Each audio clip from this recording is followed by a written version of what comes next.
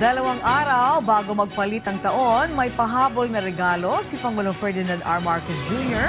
sa nasa 2,000 mga Pilipino. Karamihan sa kanila, mga lolo't lola. Silipin yan sa sentro ng balita ni Clazel Padilla. Christmas is not yet over.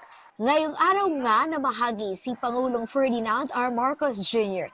at ang unang pamilya ng pamasko. 2,000 taga-suporta ng pamilya Marcos ang nakatanggap ng grocery package. Kabilang dyan ang senior citizen at miyembro ng firm of Friends of Imelda Romualdez Marcos. Maganda yung New Year ko ngayon. Kahit paano, may iyakan ako sa lamesa.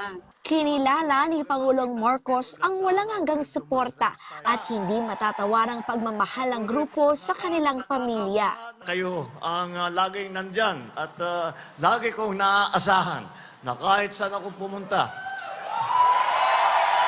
ay nandyan yung grupo na yan, pulang-pula at malakas ang sigaw. Yan ang firm. Maraming salamat sa inyo lahat.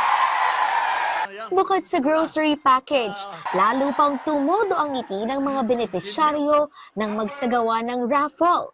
Si Jocel, hindi makapaniwalang nanalo ng TV. Siyempre masayang masaya, pero shock ako. Na-shock. Gulat.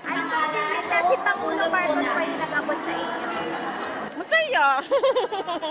Gaano man kabala ang pagiging pinuno ng bansa, pangako ng Pangulo.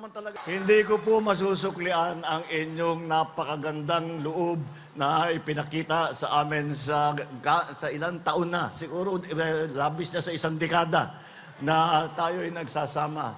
Asahan po ninyo at hindi po kami nakakakalimot. Lagi kayo'y nasa isip namin at mas mahalaga, lagi kayo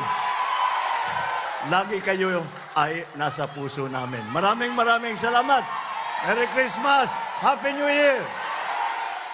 Clazel Padilla para sa Pambansang TV sa Bagong Pilipinas.